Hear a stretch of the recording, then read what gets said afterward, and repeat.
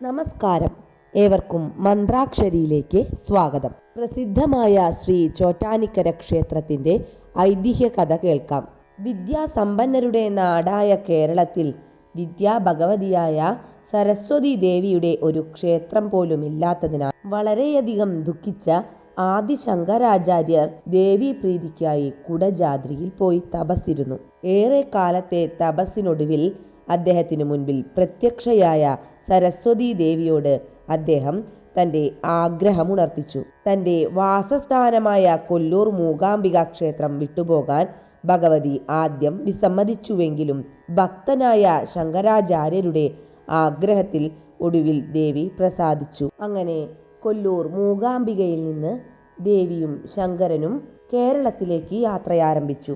യാത്രയ്ക്ക് മുൻപായി ദേവി ശങ്കരനോട് ഇപ്രകാരം പറഞ്ഞു: ശങ്കരന്റെ പിന്നാലെ ഞാൻ വന്നുകൊള്ളാമെന്നും ഒരിക്കലും തിരിഞ്ഞു നോക്കരുതെന്നും എപ്പോഴെങ്കിലും തിരിഞ്ഞു നോക്കിയാൽ താൻ അപ്രത്യക്ഷമാകുമെന്നും ദേവി അറിയിച്ചിരുന്നു. ശങ്കരൻ അത് സമ്മതിച്ചു. അതിനുശേഷം ഈ നിബന്ധനയനുസരിച്ച് ദേവി ശങ്കരാചാര്യരെ അനുഗമിച്ചു. യാത്രാവേളയിൽ ഒരു സ്ഥലത്തെത്തിയപ്പോൾ ദേവിയുടെ കാൽച്ചിലമ്പിന്റെ ഒച്ച കേൾക്കാതെയായി. നിബന്ധന മറന്ന് ശങ്കരാചാര്യർ തിരിഞ്ഞു നോക്കിയപ്പോൾ ദേവി അപ്രത്യക്ഷയായി കണ്ടു. ഏറെ വിഷമിച്ച ശങ്കരാചാര്യർ വീണ്ടും പ്രാർത്ഥന തുടങ്ങി. ദേവി പ്രത്യക്ഷപ്പെട്ടിട്ട് തനിക്ക് വരാൻ കഴിയില്ലെന്നും എന്നാൽ നിർബന്ധമാണെങ്കിൽ ശങ്കരാചാര്യർ ആഗ്രഹിക്കുന്ന സ്ഥലത്ത് കുടികൊള്ളാമെന്നും അറിയിച്ചു. ദുഃഖിതനായ ശങ്കരാചാര്യർ തൻ്റെ നാട്ടിലെ ചോറ്റാനിക്കര ക്ഷേത്രത്തിൽ രാവിലെ നട തുറക്കുമ്പോൾ കുടികൊള്ളണമെന്നും അവിടെ നിർമാല്യവും ഉഷപൂജയും കഴിഞ്ഞ് കൊല്ലൂരിലെത്താൻ പാടുള്ളൂവെന്നും ദേവിയോട് അഭ്യർത്ഥിച്ചു. അങ്ങനെയാകാമെന്ന് ദേവി അരുളി ചെയ്തതിൻ പ്രകാരമാണ് ഇന്നും ചോറ്റാനിക്കരയിൽ 4 മണിക്ക് നട തുറന്ന് നിർമാല്യവും ഉഷപൂജയും കഴിഞ്ഞതിനു ശേഷമാണ് മൂകാംബികയിൽ നട തുറക്കാറുള്ളൂ. മൂകാംബിക ക്ഷേത്രത്തിൽ രാവിലെ 5 മണിക്കാണ് നട തുറക്കുന്നത്. അങ്ങനെ ശങ്കരാചാര്യർ മൂകാംബിക ദേവിയുടെ ജ്യോതി ആനയിച്ചു കൊണ്ടുവന്ന സ്ഥലം എന്ന അർത്ഥത്തിൽ ജ്യോതി ആനയിച്ചക്കര എന്ന് സ്ഥലത്തിന് പേര് വന്നു. പിന്നീട് അത് ലോപിച്ചാണ് ചോറ്റാനിക്കരയായത് എന്ന് പറയപ്പെടുന്നു. ഇന്ന് ക്ഷേത്രമിരിക്കുന്ന സ്ഥലം കൊടും കാടായിരുന്നു. ആദിവാസികളായ മലയരയന്മാർ ഇവിടെ താമസം ഉറപ്പിച്ചിരുന്നു. മൃഗങ്ങളെ വേട്ടയാടിയും കായ്ക്കനികൾ പറിച്ചും ജീവിതവൃത്തി കഴിച്ചിരുന്ന അവർ തങ്ങളുടേതായ രീതിയിൽ പരാശക്തിയെ ആരാധിച്ചു വന്നിരുന്നു. ഈ കഥ നടക്കുന്ന കാലത്ത് അവരുടെ നേതാവായി കണ്ണപ്പൻ എന്നൊരാളുണ്ടായിരുന്നു. അതിദുഷ്ടനും ക്രൂരനുമായിരുന്ന കണ്ണപ്പന്റെ വിനോദം അടുത്തുള്ള ഗ്രാമങ്ങളിൽ പോയി പശുക്കളെ മോഷ്ടിച്ചു കൊണ്ടുവരുന്നതായിരുന്നു.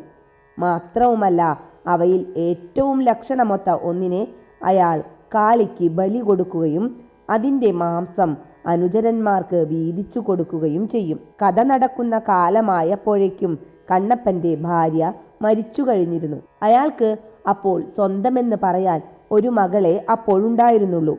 അവളെ അയാൾ മനസ്സു തുറന്ന് സ്നേഹിക്കുകയും ചെയ്തു.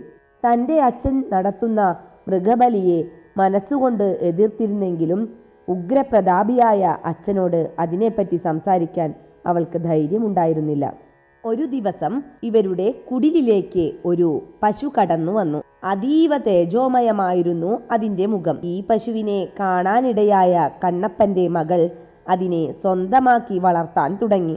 തൻ്റെ പതിവ് തെറ്റിച്ച് കണ്ണപ്പനും അതിനോട് സ്നേഹം കാണിച്ചു തുടങ്ങി. ഈ സംഭവം കണ്ണപ്പന്റെ അനുചരന്മാരെ ഞെട്ടിച്ചു കളഞ്ഞു.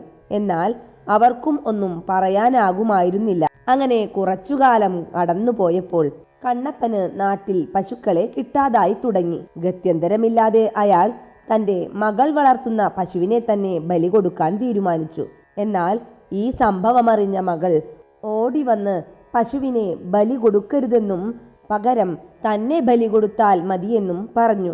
ആർത്തലച്ചു വന്ന മകളുടെ വാക്കുകൾ കണ്ണപ്പനെ മാറ്റി ചിന്തിക്കാൻ പ്രേരിപ്പിച്ചു. അതോടെ അയാൾ മൃഗബലി നിർത്താൻ തീരുമാനിക്കുകയും ചെയ്തു. തുടർന്നുള്ള കാലം അയാൾ കായ്കനികൾ തേടലും പശുവിനെ വളർത്തലുമായി സമയം ചെലവഴിച്ചു. പക്ഷേ പൂർവകർമ്മത്തിന്റെ ഫലമെന്നോണം ഒരു ദിവസം അയാളുടെ മകൾ അകാലചരമം പ്രാപിച്ചു. ഈ സംഭവം അയാളെ ഏറെ വേദനിപ്പിച്ചെങ്കിലും മകളുടെ പശുവിനെ വളർത്തി അയാൾ ശിഷ്ടകാലം ചെലവഴിച്ചു. അങ്ങനെയിരിക്കെ ഒരു ദിവസം രാത്രി കണ്ണപ്പൻ അതിവിചിത്രമായ ഒരു സ്വപ്നം കാണാനിടയായി. തൻ്റെ തൊഴുത്തിൽ പശു ഒരു കല്ലായി കിടക്കുന്നു. അടുത്തുതന്നെ മറ്റൊരു കല്ലുമുണ്ട്. അവയ്ക്കടുത്തായി ഒരു ദിവ്യ സന്യാസി നാമജപങ്ങളോടെ നിൽക്കുന്നു.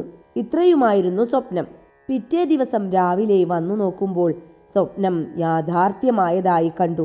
കാര്യമെന്തെന്ന് മനസ്സിലാകാതെ കണ്ണപ്പൻ നിലവിളിച്ചു.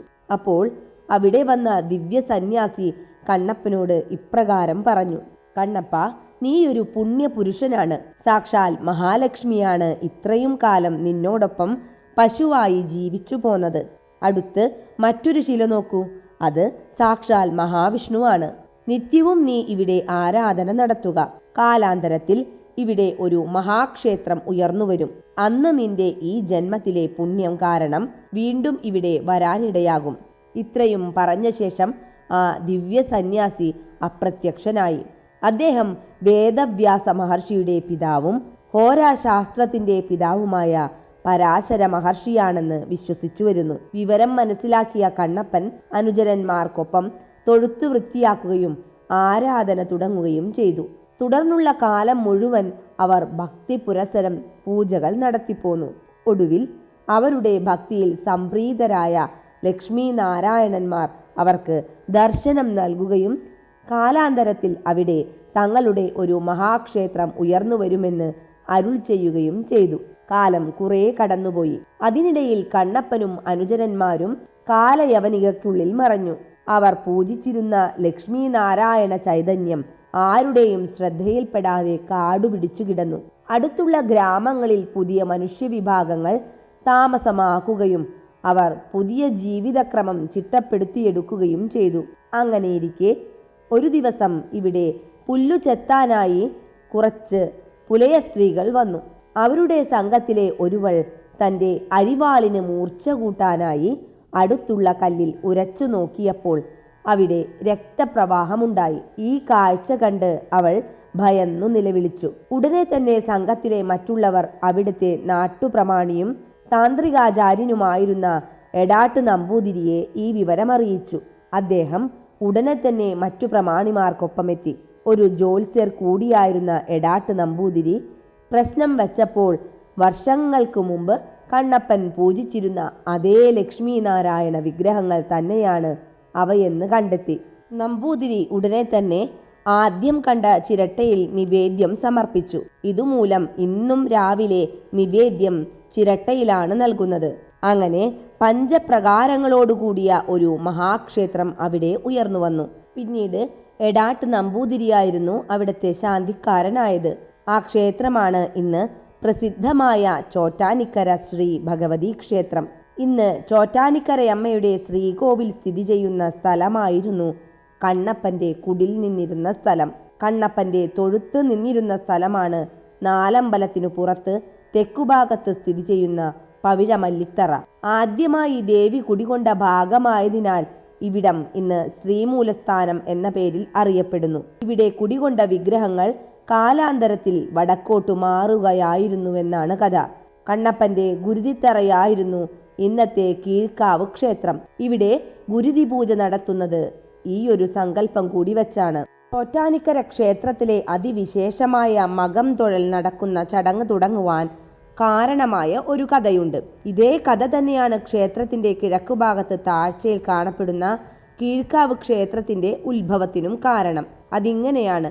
ഒരിക്കൽ പരമഭാഗവതനായ വില്വമംഗലം സ്വാമിയാർ ഈ ക്ഷേത്രത്തിലെ പ്രതിഷ്ഠയുടെ മാഹാത്മ്യം കേട്ടറിഞ്ഞ് ഇവിടെ വരാനിടയായി. കുംഭമാസത്തിൽ മകം നക്ഷത്രവും പൗർണമിയും കൂടിയ ദിവസമാണ് അദ്ദേഹം ചോറ്റാനിക്കരയിൽ തൊഴാനെത്തിയത്. ക്ഷേത്ര ദർശനത്തിന് മുന്നോടിയായി അദ്ദേഹം ക്ഷേത്രക്കുളത്തിൽ കുളിക്കാനിറങ്ങിയ സമയത്ത് കാലിൽ എന്തോ തടയുന്നത് അദ്ദേഹത്തിന്റെ ശ്രദ്ധയിൽപ്പെട്ടു. തുടർന്ന് അതെടുത്തു നോക്കിയപ്പോൾ അതൊരു കാളി വിഗ്രഹമാണെന്ന് അദ്ദേഹത്തിന് മനസ്സിലായി. അദ്ദേഹവും ശിഷ്യഗണങ്ങളും കൂടി വിഗ്രഹം കുളത്തിന്റെ കിഴക്കേക്കരയിൽ പടിഞ്ഞാറോട്ട് ദർശനമായി പ്രതിഷ്ഠിച്ചു. അങ്ങനെയാണ് കീഴ്ക്കാവ് ഭദ്രകാളി ക്ഷേത്രം പിറവിയെടുത്തത്. ഐതിഹ്യമനുസരിച്ച് വില്വമംഗലം സ്വാമിയാർ കണ്ണപ്പന്റെ പുനർജന്മമാണ്. തുടർന്ന് മേൽക്കാവിലേക്ക് നോക്കിയ സ്വാമിയാർ കണ്ടത് അത്ഭുതകരമായ ഒരു ദൃശ്യമാണ്. സാക്ഷാൽ ആദിപരാശക്തിയായ ചോറ്റാനിക്കരയമ്മ പ്രത്യക്ഷപ്പെട്ടിരിക്കുന്നു. സ്വാമിയാർ ദേവി പാദങ്ങളിൽ വീണ് നമസ്കരിച്ചു. ഈ സംഭവം ഉണ്ടായത് കുംഭമാസത്തിൽ മകം നാളിൽ ഉച്ചതിരിഞ്ഞ് 2 മണിക്കാണ്. ഈ സമയത്താണ് ഇന്നും മകം തൊഴൽ ദർശനം നടത്തിവരുന്നത്. സർവാഭരണ വിഭൂഷിതയായി ശംഖചക്രവരദാഭയങ്ങളോടെ ദർശനം നൽകുന്ന ചോറ്റാനിക്കരയമ്മയെ തൊഴുത് നിരവധി ഭക്തർ മുക്തിയടയുന്നു. ആഗ്രഹ സാഫല്യത്തിനായുള്ള വഴിപാടായാണ് ഭക്തർ മകം തൊഴൽ നടത്തുന്നത്. മകം തൊഴലിന്റെ പിറ്റേ ദിവസം വരുന്ന പൂരം തൊഴലും പ്രധാനമാണ്. മകം തൊഴൽ സ്ത്രീകൾക്കും പൂരം തൊഴൽ പുരുഷന്മാർക്കും അതിവിശേഷമായി കണക്കാക്കപ്പെടുന്നു. ഇനി ചോറ്റാനിക്കര ക്ഷേത്രത്തിൽ ദേവിക്ക് 2 അഭിഷേകങ്ങളാണ് നടത്താറുള്ളത്. അതായത് രാവിലെ അഭിഷേകവും നിവേദ്യവും കഴിഞ്ഞ് വീണ്ടും അഭിഷേകം നടത്തുന്നു. അങ്ങനെ 2 അഭിഷേകം ചെയ്യുന്നതിന്റെ പിന്നിലെ കഥ എന്തെന്ന് നോക്കാം. ചോറ്റാനിക്കരയ്ക്കടുത്തുള്ള കണ്ഠാരപ്പള്ളി ഇല്ലത്തെ കാരണവരായിരുന്നു ഗുപ്തൻ നമ്പൂതിരി. വേദ പണ്ഡിതനും മഹാമാന്ത്രികനുമായിരുന്നെങ്കിലും കടുത്ത സ്ത്രീലംബടനായിരുന്നു അദ്ദേഹം. ഒരു കഥകളി ഭ്രാന്തൻ കൂടിയായിരുന്ന ഗുപ്തൻ നമ്പൂതിരി ഒരു ദിവസം വൈകിട്ട് അടുത്തുള്ള തൃപ്പൂണിത്തറയിൽ കഥകളി കാണാൻ പോവുകയായിരുന്നു. അന്ന് ഇന്നത്തെ പോലെ റോഡുകളൊന്നും ഉണ്ടായിരുന്നില്ല. അത്യന്തം ദുർഘടം പിടിച്ച വഴികളിലൂടെയാണ് പോകേണ്ടിയിരുന്നത്. അതിനാൽ ചൂട്ട് കത്തിച്ചാണ് അദ്ദേഹം പുറപ്പെട്ടത്. പോകുന്ന വഴിയിൽ ഗുരുനാഥനായ കേശാപ്പിള്ളി നമ്പൂതിരിപ്പാടിനെ കണ്ട് ദേവി മാഹാത്മ്യം കൊടുക്കാനുമുണ്ടായിരുന്നു. അതിനാൽ അദ്ദേഹത്തിന് തിരക്കിട്ട് പുറപ്പെടേണ്ടി വന്നു. അന്ന് പൗർണമി ആയിരുന്നു. നടന്ന് ക്ഷീണം തോന്നിയ അദ്ദേഹം ഒരു പാലമരം കണ്ടപ്പോൾ അതിന്റെ ചുവട്ടിൽ വിശ്രമിക്കാനും വെറ്റില മുറുക്കാനും തീരുമാനിച്ചു. പെട്ടെന്ന് എവിടെ നിന്നോ പാലപ്പൂവിന്റെ മണം ഒഴുകി വരാൻ തുടങ്ങി. തൊട്ടുപിന്നാലെ അതീവ സുന്ദരിയായ ഒരു സ്ത്രീ തന്റെ മുന്നിൽ വന്നു നിൽക്കുന്നതായി ഗുപ്തൻ നമ്പൂതിരിക്ക് തോന്നുകയും ചെയ്തു. മുമ്പിൽ വന്ന സ്ത്രീ താൻ വൈന്തലക്കോട്ട് വാര്യത്തെ കാമാക്ഷി വാരസ്യാരാണെന്ന് സ്വയം പരിചയപ്പെടുത്തി. പിന്നീട് ഇരുവരും ഒന്നിച്ച് പല വർത്തമാനങ്ങളും പറഞ്ഞ് ഒരുപാട് ദൂരം നടന്നു. അങ്ങനെ ഗുപ്തൻ നമ്പൂതിരിയും കാമാക്ഷി വാരസ്യാരും നടന്ന് കേശാപ്പിള്ളി മനയുടെ മുന്നിലെത്തി. മഹാമാന്ത്രികനായ കേശാപ്പിള്ളി നമ്പൂതിരി ശിഷ്യന്റെ വരവും കാത്ത് പൂമുഖത്തുണ്ടായിരുന്നു. ഗുപ്തൻ നമ്പൂതിരി ഉടനെ തന്നെ അകത്തുപോയി ഗുരുനാഥനെ വണങ്ങി. കൈവശമുണ്ടായിരുന്ന ദേവി മാഹാത്മ്യം അദ്ദേഹത്തിന് സമ്മാനിച്ചു. ഗ്രന്ഥം കൊടുത്തതിന് പിന്നാലെ കേശാപ്പിള്ളി നമ്പൂതിരി ശിഷ്യനോട് ഒരു കാര്യം പറഞ്ഞു. വാരസ്യാരുടെ വേഷത്തിൽ കൂടെ വന്നിരിക്കുന്നത് ഒരു യക്ഷിയാണ്. ദേവി മാഹാത്മ്യ ഗ്രന്ഥം കൈവശമുണ്ടായിരുന്നത് കൊണ്ടാണ് ഇത്രയും നേരം യക്ഷിയുടെ ഉപദ്രവമില്ലാതിരുന്നത്. ഇതുകേട്ട ഗുപ്തൻ നമ്പൂതിരി പുറത്തു വന്നു നോക്കിയപ്പോൾ ഭീകര രൂപത്തിൽ യക്ഷി മുന്നിൽ നിൽക്കുന്നതാണ് കണ്ടത്. ഏറെ ഭയപ്പെട്ട അദ്ദേഹം ഗുരുവിന്റെ കാലിൽ വീണ് കരഞ്ഞു. കേശാപ്പിള്ളി നമ്പൂതിരി തന്റെ കൈവശമുണ്ടായിരുന്ന 12 മാന്ത്രിക കല്ലുകൾ ശിഷ്യന് സമ്മാനിച്ച ശേഷം ഇങ്ങനെ പറഞ്ഞു: ഇനി സാക്ഷാൽ ചോറ്റാനിക്കര അമ്മയ്ക്ക് മാത്രമേ നിന്നെ രക്ഷിക്കാനാകൂ. നേരെ ചോറ്റാനിക്കര ക്ഷേത്രത്തിലേക്ക് പുറപ്പെടുക. കഥകളി കാണാൻ പോകേണ്ട. അതിനു ശ്രമിച്ചാൽ യക്ഷി നിന്നെ കൊല്ലും. യക്ഷി അടുത്തെത്തുമ്പോൾ ഈ കല്ലുകൾ എടുത്ത് പുറകിലേക്ക് എറിയുക. അപ്പോൾ യക്ഷി സ്ഥലം വിടും. തുടർന്ന് ഗുപ്തൻ നമ്പൂതിരി ചോറ്റാനിക്കര ക്ഷേത്രത്തിലേക്ക് ഓടാൻ തുടങ്ങി. പിന്നാലെ യക്ഷിയുമുണ്ട്. കല്ലുകൾ 12ഉം ചോറ്റാനിക്കര എത്തും മുൻപേ തീർന്നു. യക്ഷി തന്നെ വധിക്കുമെന്ന് തോന്നിച്ച ഗുപ്തൻ നമ്പൂതിരി ഉടനെ വഴിയിൽ കണ്ട മറ്റൊരു മാന്ത്രികനായ പള്ളിപ്പുറത്ത് നമ്പൂതിരിയോട് കാര്യം പറഞ്ഞു. മനസ്സലിഞ്ഞ പള്ളിപ്പുറത്ത് നമ്പൂതിരി തന്റെ കയ്യിലുള്ള വിഴുപ്പ് തോർത്ത് ഗുപ്തൻ നമ്പൂതിരിക്ക് സമ്മാനിച്ചു. ഓട്ടം തുടർന്നു.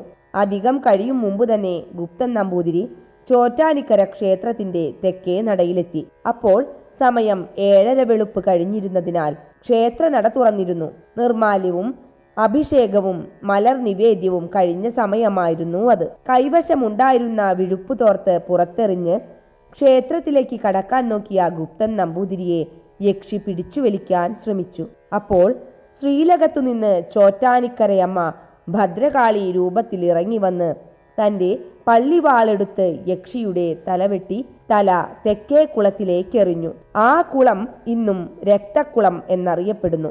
ദേവിയുടെ ഉടയാടയിൽ ചോരപ്പാടുകൾ കണ്ട അന്നത്തെ മേൽശാന്തി അയനിക്കാട്ട് നരസിംഹൻ നമ്പൂതിരി ഉടയാട മാറ്റി വീണ്ടും അഭിഷേകം നടത്തി. ഇതിന്റെ സ്മരണയ്ക്കാണ് ഇന്നും ചോറ്റാനിക്കരയിൽ രാവിലെ അഭിഷേകവും നിവേദ്യവും കഴിഞ്ഞ് വീണ്ടും അഭിഷേകം നടത്തുന്നു. ദേവിയുടെ കൈകൊണ്ട് മോക്ഷം കിട്ടിയ യക്ഷിയെ അടുത്തുള്ള കണയന്നൂർ മഹാദേവ ക്ഷേത്രത്തിൽ കുടിയിരുത്തി. ഇതെല്ലാമാണ് ചോറ്റാനിക്കര ദേവി ക്ഷേത്രത്തിലെ ഐതിഹ്യ കഥകൾ. നന്ദി.